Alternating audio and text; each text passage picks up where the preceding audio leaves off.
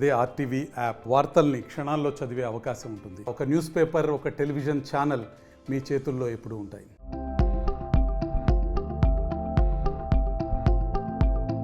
దేశంలో జమిలీ ఎన్నికల అంశం మరోసారి తెరపైకొచ్చింది. ప్రస్తుత ఎన్డీఏ ప్రభుత్వ హయాంలోనే ఒక దేశం ఒక ఎన్నికల నిర్వహణ అయితే మొదలు పెడుతున్నామని విశ్వసనీయ వర్గాలు అయితే వెల్లడించాయి. మోడీ నాయకత్వంలో ఎన్డీఏ ప్రభుత్వం మూడోసారి అధికారంలోకి వచ్చి 100 రోజులు అయితే పూర్తి చేసుకుంది. ఇక ఈ నేపథ్యంలో సంకీర్ణ ప్రభుత్వం 5 ఏళ్లు కొనసాగుతుందని వర్గాలు తెలిపాయి. స్వాతంత్ర్య దినోత్సవం రోజున ఎర్రకోట నుంచి ప్రసంగించిన ప్రధాని మోదీ జమిలీ ఎన్నికలను అయితే ప్రస్తావించారు.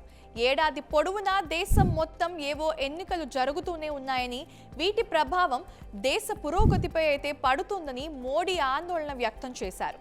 దీని నుంచి బయటపడాలంటే జమిలీ ఎన్నికలు ఒకటే పరిష్కారం అని ఆయన అయితే చెప్పుకొచ్చారు. ఇంకా ఈ దిశగా అన్ని రాష్ట్రాలు ముందుకు రావాలని మోడీ అయితే పిలుపునిచ్చారు. ఇక లోక్సభ ఎన్నికల 2024 మేనిఫెస్టోలో ఒక దేశం ఒకే ఎన్నిక అంశాన్ని చేర్చిన బీజేపీ తాము అధికారంలోకి వస్తే తప్పకుండా అమలు చేస్తామని పేర్కొంది. ఇక ఎన్డీఏ అధికారంలోకి వచ్చి మోడీ సారథ్యంలో ఏర్పడిన కేంద్ర ప్రభుత్వ 100 రోజులు పూర్తి చేసుకున్న తరుణంలో జమిలీ ఎన్నికల దిశగా అడుగు పెడుతున్నట్లు తెలుస్తోంది. ఇప్పటికే జమిలీ ఎన్నికలపై మాజీ రాష్ట్రపతి రామ్నాథ్ కోవింద్ అధ్యక్షతన ఏర్పాటుకై కమిటీ తన నివేదికను రాష్ట్రపతి ద్రౌపది ముర్ముకి అయితే సమర్పించారు. దేశంలో ఒకేసారి ఎన్నికలతో చాలా ప్రయోజనాలున్నాయని పేర్కొన్న కమిటీ నిర్దిష్ట సిఫార్లు అయితే చేసింది. లోక్సభ, అసెంబ్లీల ఎన్నికలు ఒకసారి తర్వాత 100 రోజుల్లో స్థానిక సంస్థల ఎన్నికలు మరోసారి నిర్వహిస్తే సముచితంగా ఉంటుందని కోవిద్ కమిటీ అయితే పేర్కొంది. విస్తృత సంప్రదింపులు, సమావేశాలు, అభిప్రాయ సేకరణ అనంతరం 8 భాగాలుగా 18,000 పేజీల్లో నివేదికను కోవిద్ కమిటీ అయితే రూపొందించింది. జమిలీ ఎన్నికల ద్వారా భారతీయుల ఆకాంక్షలు అయితే సాకారం అవుతాయని, అలాగే పరిపాలనా వ్యవస్థ వృద్ధి చెందుతుందని నివేదిక పేర్కొంది.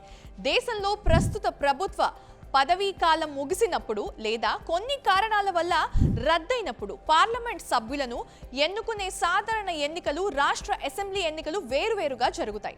త్వరలోనే ఆ కమిషన్ కూడా దీనిపై అయితే సిఫార్సు చేసే అవకాశం ఉంది. లోక్సభ, రాష్ట్ర అసెంబ్లీలు, మున్సిపాలిటీలు, పంచాయతీల వంటి స్థానిక సంస్థలు 2029 నుంచి ఏకకాలంలో ఎన్నికలు నిర్వహించాలని, హంగ్ లేదా అవిశ్వాస తీర్మానం వంటి సందర్భాల్లో ఏకగ్రీవత ప్రభుత్వం కోసం ఒక నిబంధనను కమిషన్ సిఫార్సు చేసే అవకాశం ఉంది.